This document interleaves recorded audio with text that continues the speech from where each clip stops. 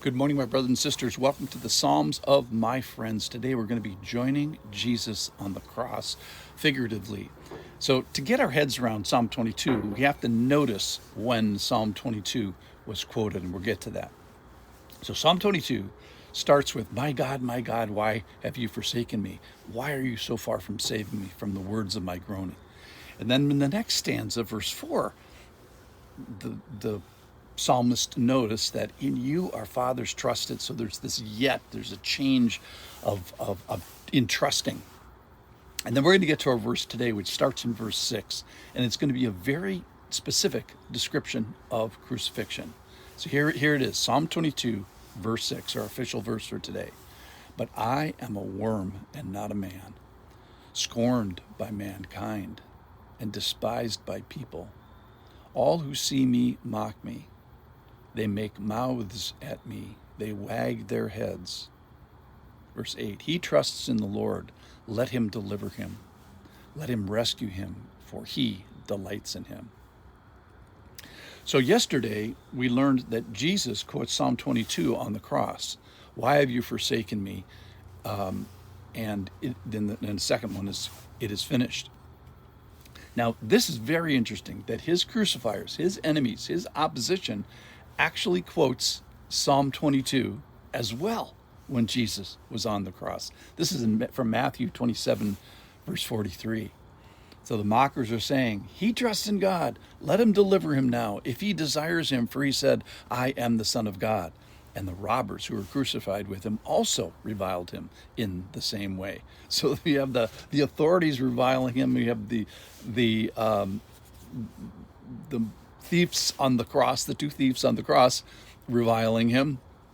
And they quote Psalm 22, which is fantastic. So the bad guys also point to Psalm 22. So Jesus points to it a whole bunch of times. We'll get to that. So the bad guys say to us, in a sense, that Psalm 22 is about Jesus on the cross. So the opponents even note what Jesus is doing on the cross. He's not forsaken.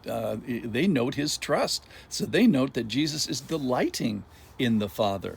Yeah, when? Yes, on the cross. So Jesus delights in his relationship with the Father. So how do we know? Well, Jesus' enemies actually tell us this at this moment in time. So they're doing their job of mocking Jesus. Remember what that is. That's when you imitate somebody derisively to make a point. So you're low and beneath, and they want to bring you down, to humiliate you. So that's when they slap a crown on him, and they act like they're worshiping him, not to emphasize that he's a king, but to make the argument that you are specifically not a king. So they're mocking, and Jesus, in response, is trusting and delighting. So remember that he's remembering the Lord in the past. He's entrusting in the moment, and then he's speaking of this intimacy and closeness. So Psalm 22, and it's quoting at this exact moment in time, tells about the intimacy of the Father and Son while Jesus was on the cross. Verse 9, yet you are he who took me from the womb. You made me trust you at my mother's breast. Verse 10, on you I was cast from my birth, and from my mother's womb you have been my God. Be not far from me, for trouble is near, and there is none to help. So circumstantially, for the psalmist, and this is also about David, and for those whom the psalm is correctly worn, I'd argue, Jesus, things are bad. Trouble is near. People have isolated him.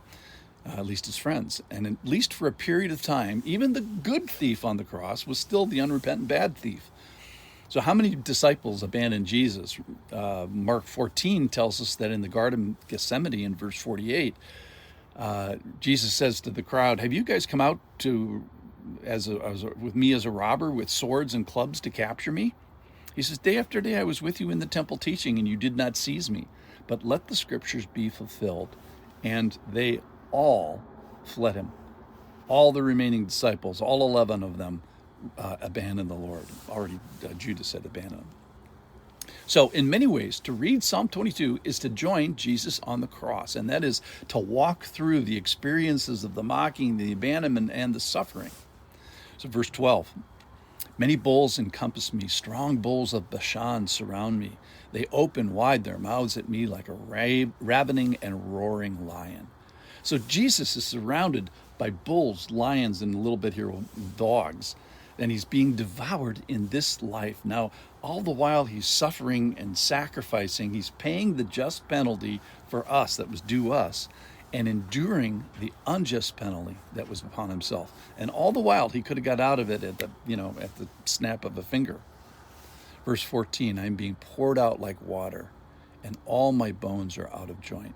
My heart is like wax, it is melted within my breast. My strength is dried up like a potsherd, verse 15, and my tongue sticks to my jaws. You lay me in the dust of death. So we've got dehydration. I'm being poured out like water. My tongue sticks to my jaws. You lay me in the dust of death. We have dislocation. All my joints, bones are out of joint. We have this cardiac tamponade, which is the probable actual cause of death from cardiac effusion. My heart is like wax. It is melted within my breast. And then we find out more about this when Jesus is stabbed after the death and water fluid pours out. And then we've got this exhaustion. Remember, in crucifixion, your arms are pinned out in a Roman crucifixion. And the key element in a crucifixion death is exhaustion. It's the inability to raise yourself up and take the pressure off your arms and exhale. So on a cross, you would exhale on the way up, and then to breathe in, you lowered yourself down, sunk yourself back down, letting your arms pull your chest open to inhale. So you inhaled and exhaled, inhaled and exhaled. And he says, I'm poured out like water. My strength is dried up like a potsherd. So Jesus is suffering a very unfortunate exhaustion. All right, so to study Psalm 22 is to study a crucifixion. To experience Psalm 22 is to experience the suffering that Jesus had on the cross. So thank you for being with me today to join Jesus on the cross.